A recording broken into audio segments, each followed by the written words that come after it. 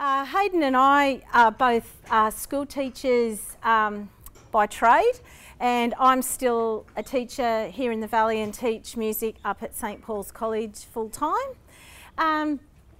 But we moved from the south coast, from Kiama, where we lived in a totally urban environment, but we wanted to change for our kids because our kids were quite young when we moved here 11 years ago, and part of it was food driven. We'd heard about and knew quite a bit about particularly meat farming practices and particularly factory raised chickens, and just the environment and the food that they eat and how they live was not great. And in fact, we never really ate any poultry products from when the kids were very little until we moved up here.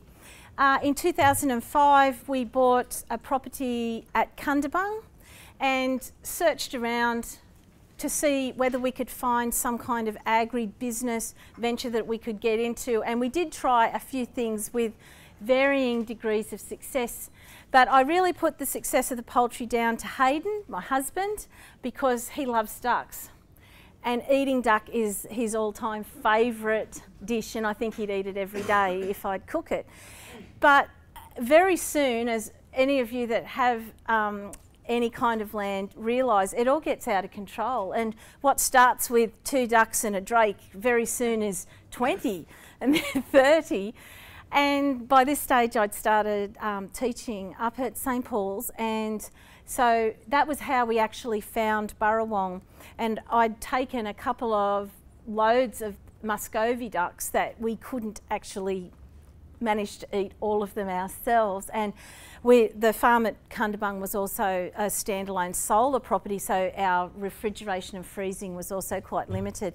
So being a fairly industrious type of person, I had the birds processed at Burrawong and proceeded to sell them mainly to the teachers at school. But they were all totally pasture-raised, even though we hadn't really heard that phrase coined at that time. That's what they were. We were feeding them nice organic feed, and with the Muscovies, they're a slow-growing heritage type breed, so they would eat virtually anything and just grow along nice and slowly and just be killed whenever you could manage it. My husband Hayden was looking for an outlet away from teaching, and the Jolliffes, who were the previous owners of Burrawong, eventually said to us, look, we think that there is an opportunity here for you to grow your business alongside ours and fill the niches in the market, because even at that stage there just wasn't enough of this pasture-raised poultry, and Burrawong, the brand, has been going since 1985 as a quail farm, and then it became pasture-raised poultry, and there was already the momentum there. So Hayden and I started in the local market with not a huge amount of success, I'm afraid to say. A lot of people were quite resistant, mainly to the cost of the bird. But I do think that things are changing now, 6 years later. But at that time, on the mid-north coast, it was quite difficult to sell the birds successfully on a regular basis due to the cost of them. So Hayden and I have developed our business in a way where I do mainly the sales and marketing, and he does all the hard work of the labour and the farming and the processing. So in our first little business, that's what we did, and our first big break was when Neil Perry took on our produce, our actual Gaian poultry produce at Rockpool, and that was a huge breakthrough, because then when people would say to you, well, how do you know your product's so good? And I would just say, oh, well, Neil Perry buys it, and then people go, oh, okay.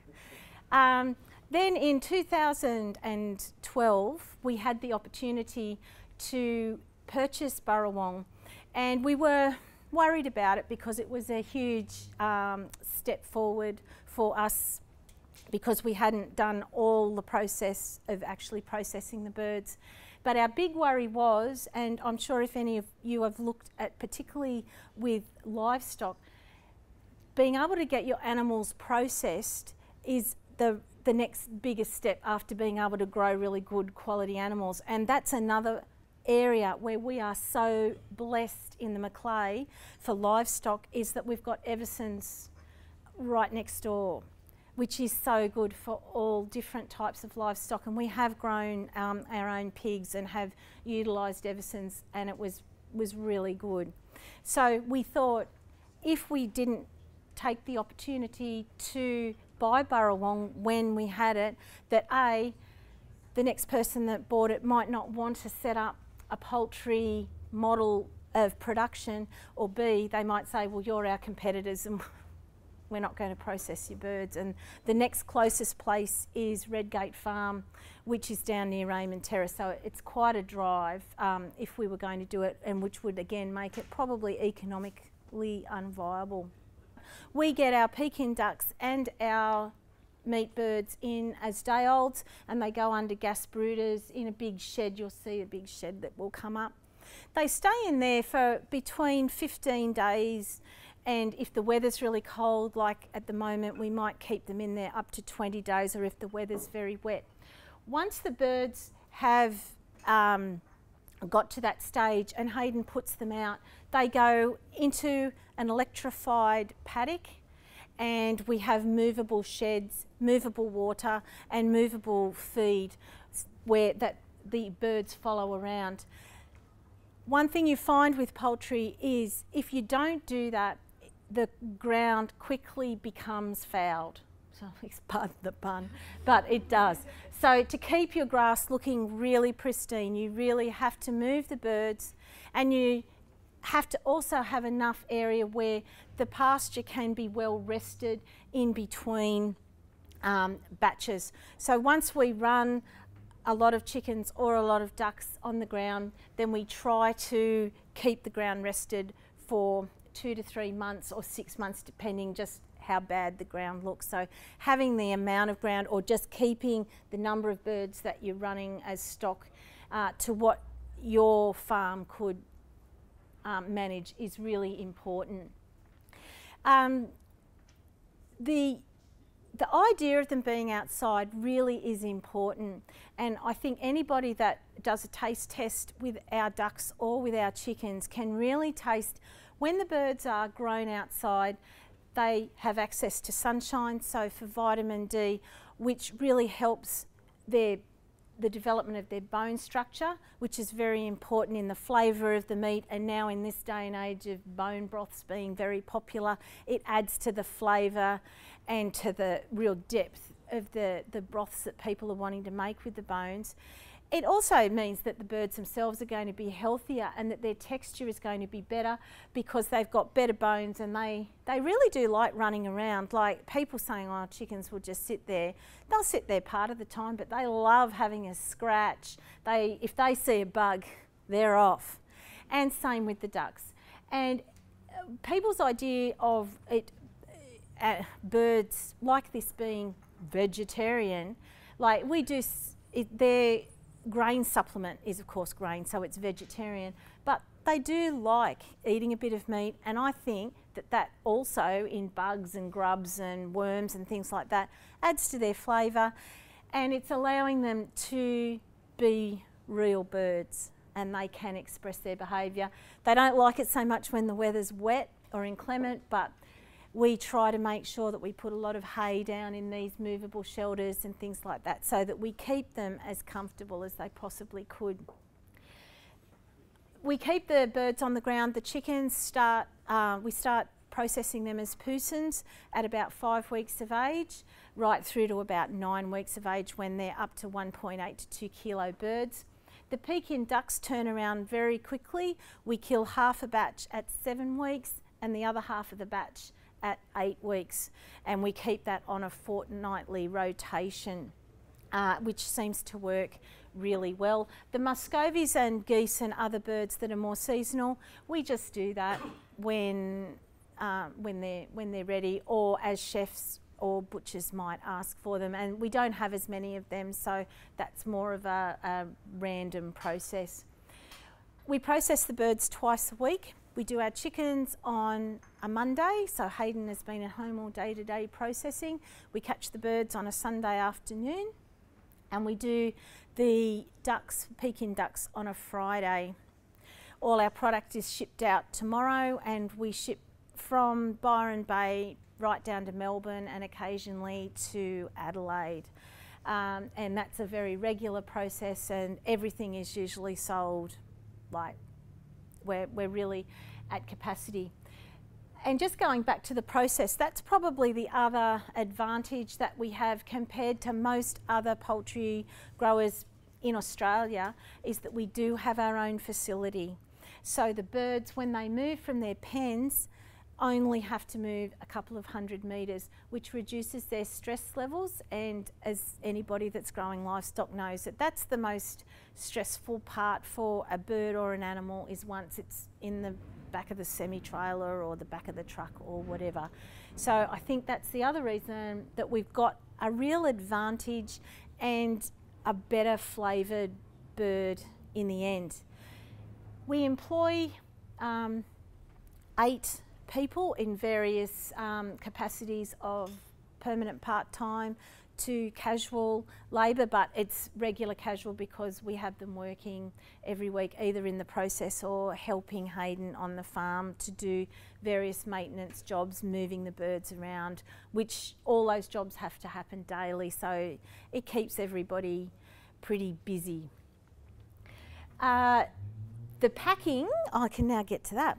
We've just started a wonderful new co-branding with Kempsey Council, and this has actually been great. And last week when I put it on social media, it got a huge response, particularly I noticed from the chefs that missed out on ducks last week. Funnily enough, they're all ping. They liked it, to think this week they would get their ducks in this box.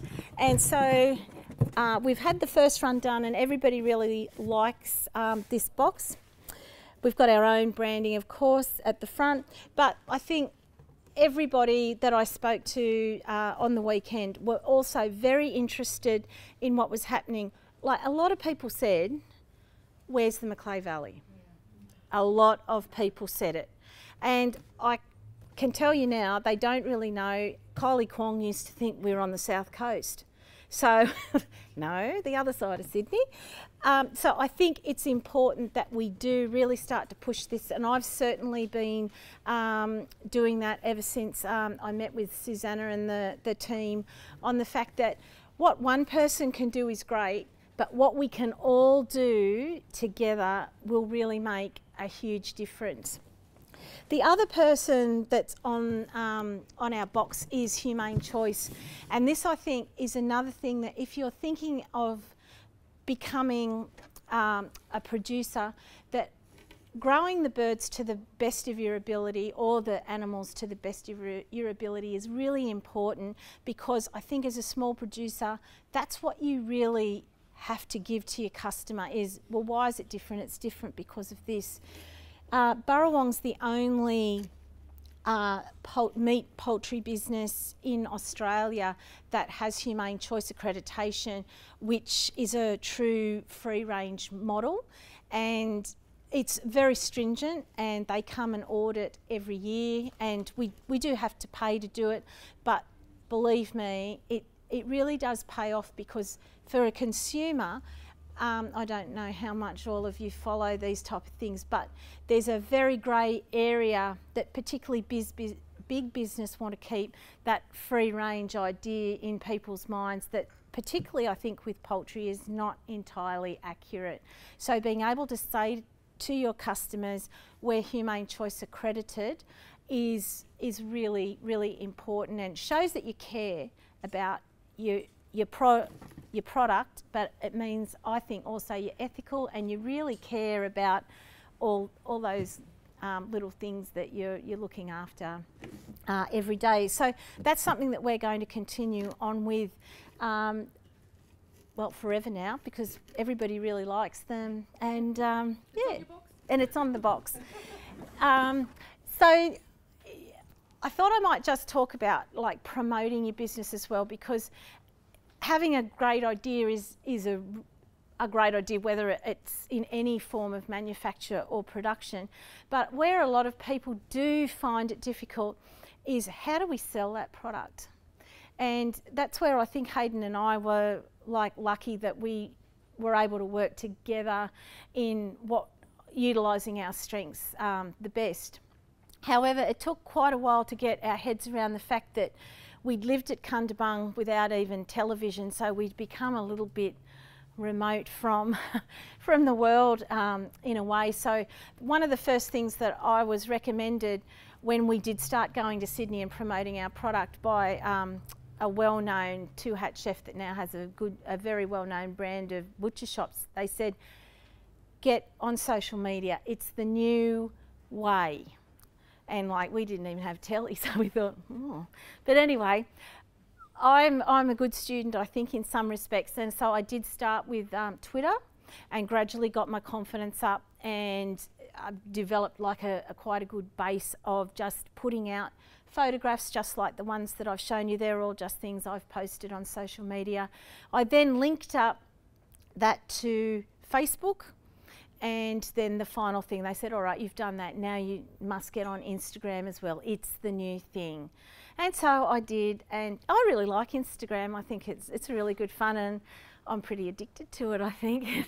Really enjoy posting things about it. But the more that you do it, the more you realise that if you've got lots of different slants in your life, it doesn't all have to be about your farm. It can be about the lifestyle that we all enjoy by being farmers or just living here in the Macleay. There's the beaches, there's the river, and I think it's something that we should celebrate and really enjoy when we're not all working hard as we do. The other benefit, I think, of social media is that you never know who's looking at what you're doing, and you never know where your next telephone call or your next customer is going to come from, because a lot of people are looking at what you do without necessarily talking to you personally about it until they've committed to buying your product.